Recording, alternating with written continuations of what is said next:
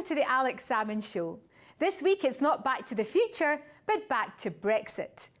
Given the tumultuous events of the last week, the subject is back yet again at the top of the agenda. In this week's show, we examine whether the Prime Minister can secure support for her Brexit deal from out with the Conservative Party. We talk to the two key third parties in the Commons arithmetic, her erstwhile allies in the Democratic Unionists and the pro-European SNP.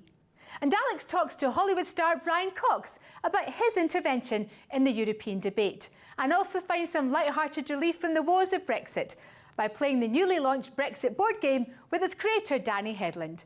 But first, your tweets and messages, where we've received an enormous response to our special remembrance programmes on the loss of the Lancastria, the largest loss of life in British naval history. First, we hear from Gary, who speaks of Ernest and Jacqueline, who we featured last week. Gary says, I've had the pleasure of meeting both Ernest Beasley and Jacqueline Tanner at the memorial service for the Lancastria at the Catherine Creed Church in London. Ernest is quite a remarkable man who deserves recognition for his heroism, as do all the other personnel who were serving their country or were civilians that were on board on that fateful day. Nathan says, 2 wonderful episodes about the loss of the Lancastria. I especially enjoyed the interviews with the survivors, handled with respect, lest we forget. Roddy says, good documentary. A personal thank you to you and Mark Hurst for your efforts to bring this disaster to the public notice. My father was a survivor of the sinking, and when he received his medal from the Scottish Parliament, it became a prized possession. Bill says, I hadn't been aware that Mr Salmond had been instrumental in getting the Scottish Government to award a Lancastria medal. And then Andrew says, my great-grandfather was one of the men who lost his life on the Lancastria. My grandma talks often about it. She's also the only person I've heard mention it, backing up your point. Stephen says, I've never heard about the Lancastria. A quick search suggests this is something everyone should know about. I assume it was kept quiet at the time to avoid the bad news of so many deaths. And finally, SGB, who I think is a family member of Ernest Beasley, says, here is 101-year-old survivor Ernest Beasley at this year's London Memorial Service. Here's a picture of Ernest at the service. And here's one that Ernest sent us last week from his family, actually, when he was enjoying his dram of whiskey from his quaich. All to your good health, Ernest. Now to Hollywood star Brian Cox. In his latest blockbusting role in the HBO hit Succession, he plays character Logan Roy, a ruthless Dundee-born media mogul.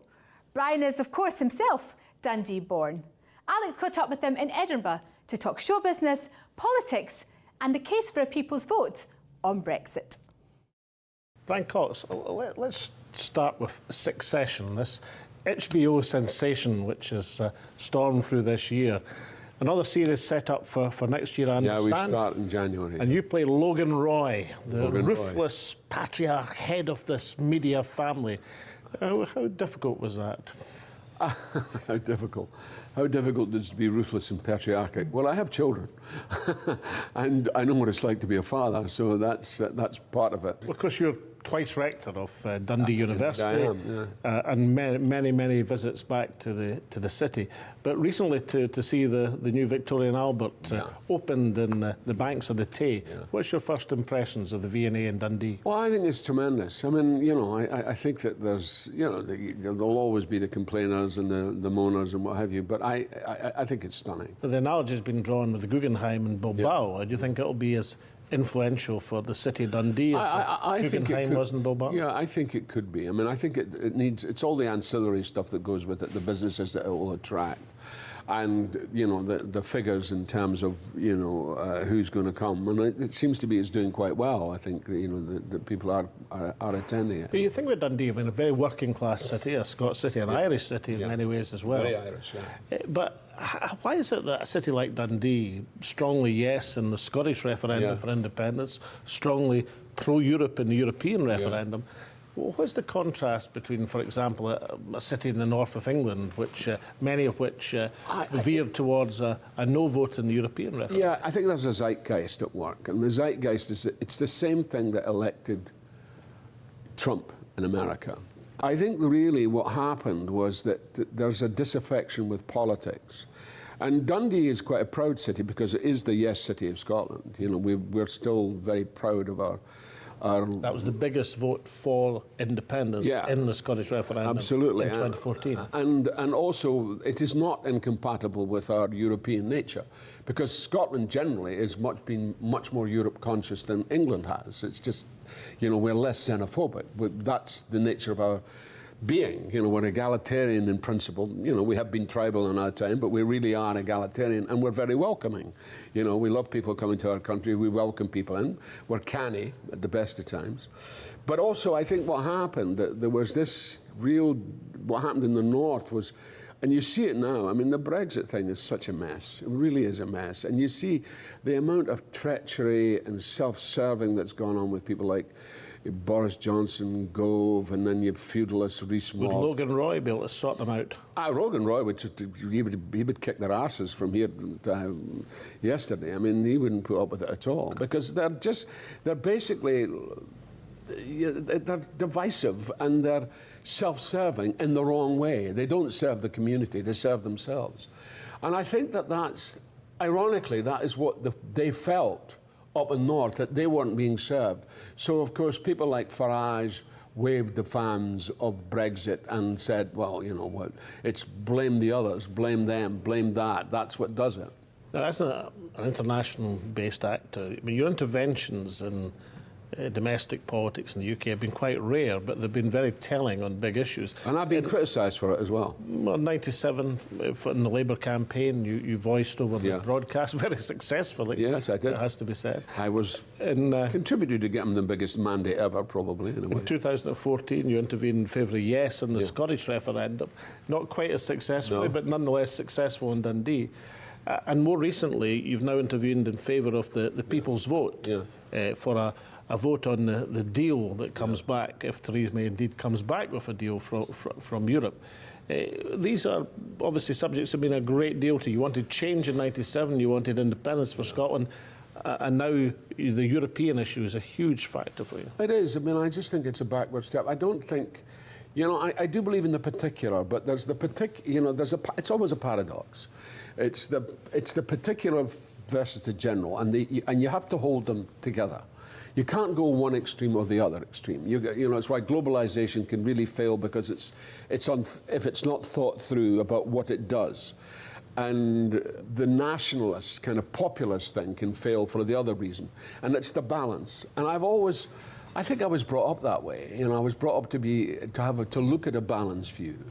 And just for the record, I do pay my taxes in this country. Some people don't think I do. I do pay taxes. I am still a citizen of the United Kingdom. And so, therefore, I think, and I'm as passionate about the issues as ever. And so, what are your hopes? Do you think Brexit can be reversed? Do you think it can be mitigated? Do you think the people's vote will carry forward? I think that we have to have a people's vote. I do think that we should because it's different. 2016 is very different from 2018. In 2018, particularly in terms of United Europe, we didn't have the President of the United States, who is the President now, who is very dangerous and very unstable in his behaviour. So we've got that. So the need is to be part of Europe, to be part of France, part of Germany. I do think the European community really needs reform. I do think and I think that maybe we went for too many members too soon. But I do think it's the future. I do think it's the real future. We don't want to go back to a little island mentality. Now, thinking about the impact of a people's vote in Scotland, I mean, some people in the SNP are overwhelmingly pro-European. But some people in the SNP are a bit reluctant on the people's vote on the basis that, listen, if you set a precedent for a second referendum, then the British establishment will sometime in the future will play the same card against Scotland. Well, it's a nitty-gritty one, that one. But as I said, the climate is so entirely different between 2016 and 2018. And I only think a people's vote is about reviewing the situation. And in terms of what's happening in Europe, there are deals that are being done where there's a situation that we need to think about in terms of our present time, what we're doing. So therefore, it's worth going back and saying, this is the deal, what do you think? As far as the Scottish referendum is concerned, I feel that that's a different, it's got a slightly different element in the sense that that is a clear vote one way or the other. I don't know how you could do a people's vote on Scottish referendum, because it's it has an entirely different quality to it.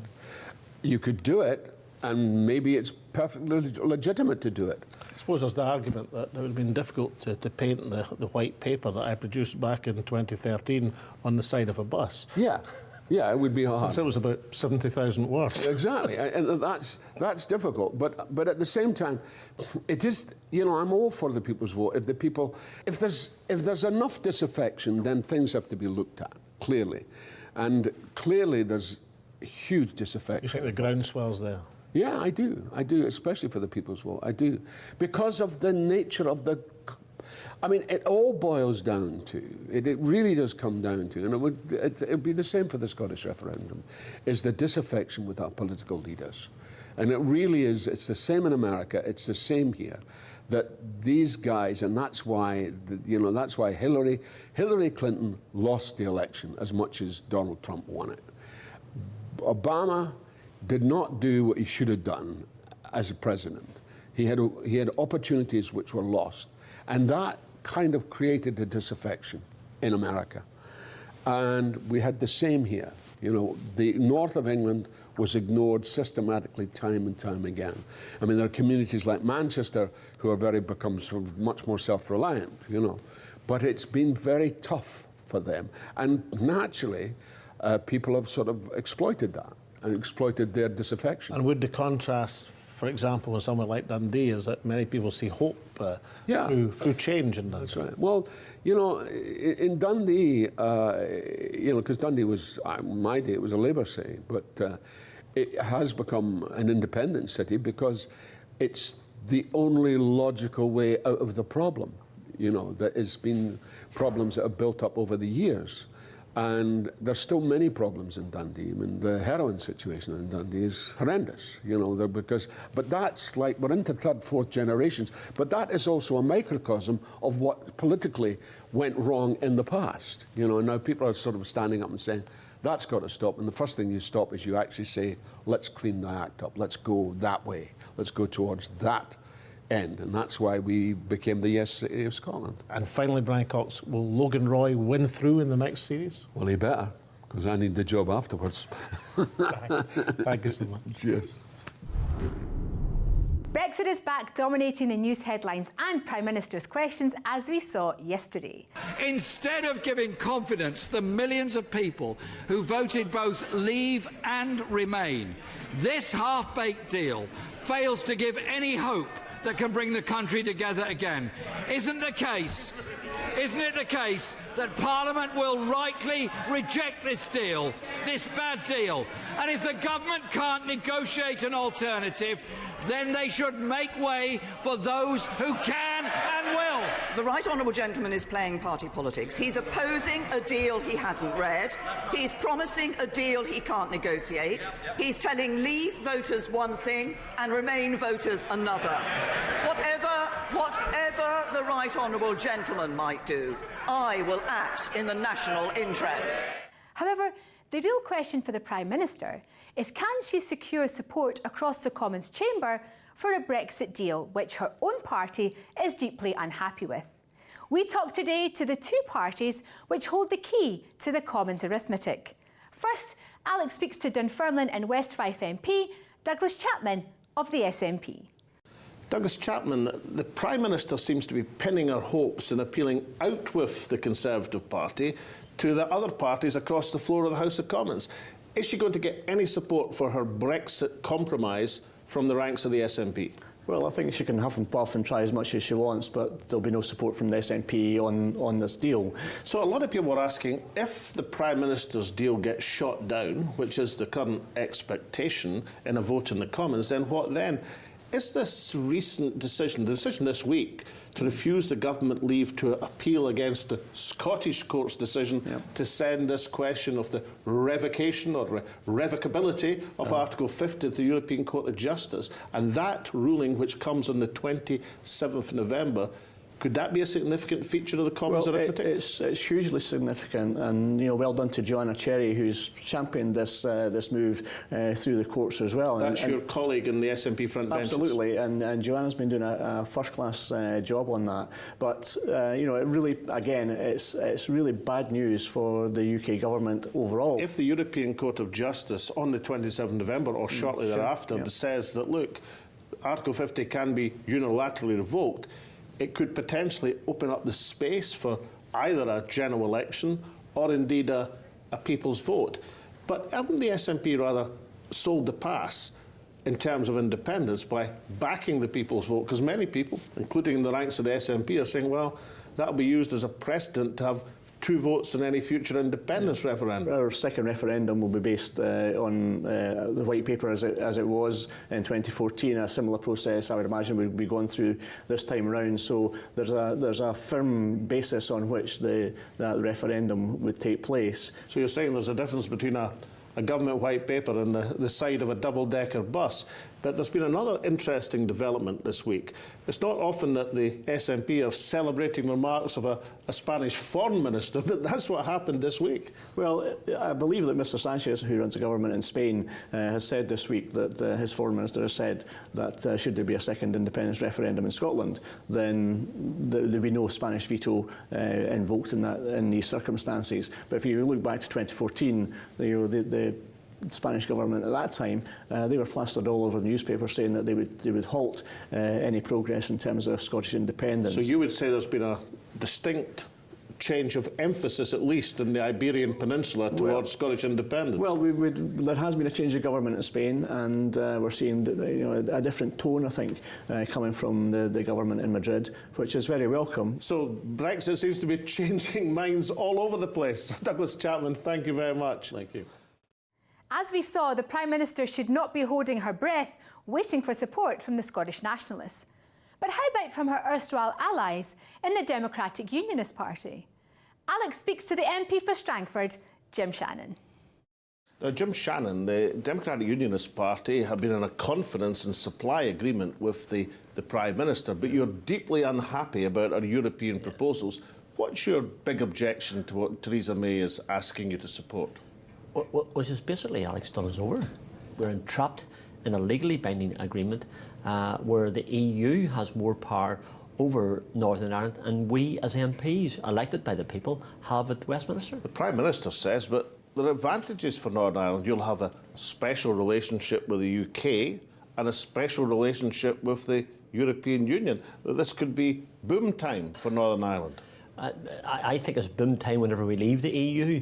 I'm quite sure about that. But at the same time, I think the Prime Minister has misjudged the view. She certainly has misjudged our opinion within the DUP. Nigel Dodds, our leader, and Geoffrey Donaldson, our Chief Whip, have consistently mentioned to the Prime Minister and to the team that they meet every week, including their Chief Whip, and has told them that there's a red line. There's a red line, and the red line is a backstop agreement down the Irish Sea. They knew that, and yet no, they pursued this here, knowing that we were against it. You can not underestimate just how annoyed, angst, and angry that we are against something we've been done over on. Now, the Prime Minister seems confident that she can appeal above the heads of the political parties and gain support for her proposals from the ranks of perhaps the Labour Party, the SNP, the Democratic Unionist Party. What would you estimate her chances of actually regaining DUP support? The withdrawal agreement will, I think, whenever that vote is taken in the House, will be a defining moment for where we stand in the confidence and supply motion. Why is she pursuing something that's not going to go anywhere? That's the question I'm asking. Why pursue something that the majority of parliamentarians don't wish to see happening? Do you think that the Prime Minister understands that many of the things that the DUP have supported over recent months are not things that naturally, well, particularly somebody like yourself, would find amenable policies? I'm not sure if the Conservative Party, from the Prime Minister and then higher echelons of the party, really thought that we would this week would not vote with government. I think they thought we were bluffing. Well, I'll tell you what, we're not bluffing. They were surprised. They were caught off guard on the Monday night. On the Tuesday night, they knew we weren't going to vote. We abstained. And to be fair, Alex, on the confidence and supply motion, there was nothing really hard and fast in those 2 days of amendments or votes that were really going to hurt the finance bill. But last night, they didn't even oppose some of the Scots Nats proposals put forward, some of the Labour amendments put forward. I tell you what, last night, if they had known in advance, was a night to put some amendment forward, which they would have been in real trouble to try and win. Well, you're an experienced parliamentarian, Jim. Can you remember an occasion on a budget amendments that the government has just folded? I mean, what an opportunity for an opposition MP. Last night was their Christmas come early, so it was absolutely. I mean, it was improbable, almost impossible. I mean, I was told that there was going to be. I mean, my colleague arrived back and he says, "I'm just back in time to abstain." You know. but yeah, it had a desired effect. Jim Shannon, what? I mean, again, looking at that parliamentary experience, how would you estimate the chances, thinking about the complexion of the House of Commons, of the Prime Minister's present proposals somehow gaining a majority over the next few weeks? I think it's impossible. The mathematics of this are clear to me. She can't win it.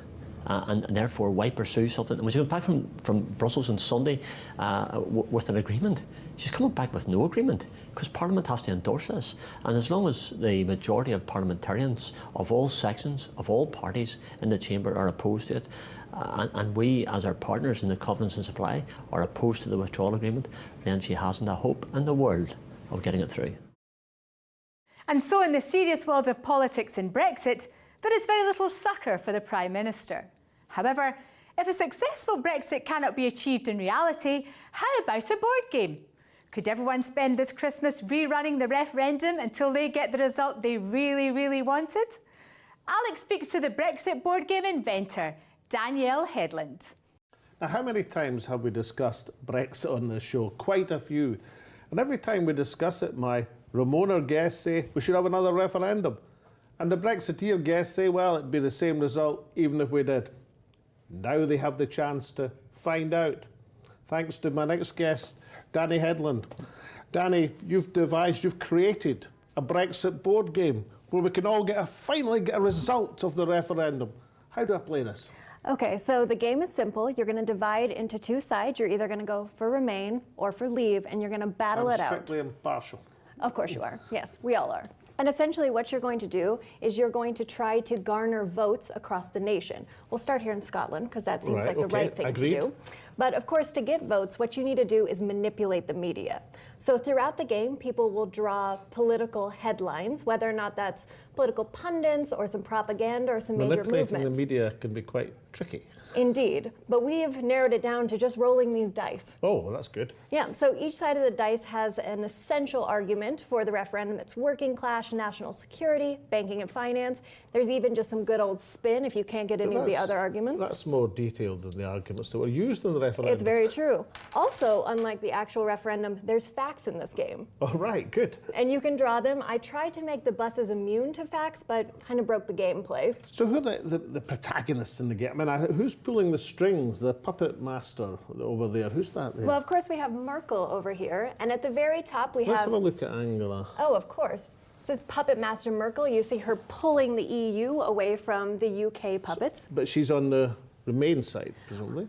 Presumably, it's kind of difficult to figure out which side she was on, but I've counted her over on the Brexiteers, in fact. Oh, right. And so the other Brexiteers will probably be Boris Johnson and Nigel Farage. Do they get a look in? Oh, of course they do. Yeah, they are some of the meanest cards in the game. How about others on the Ramon side?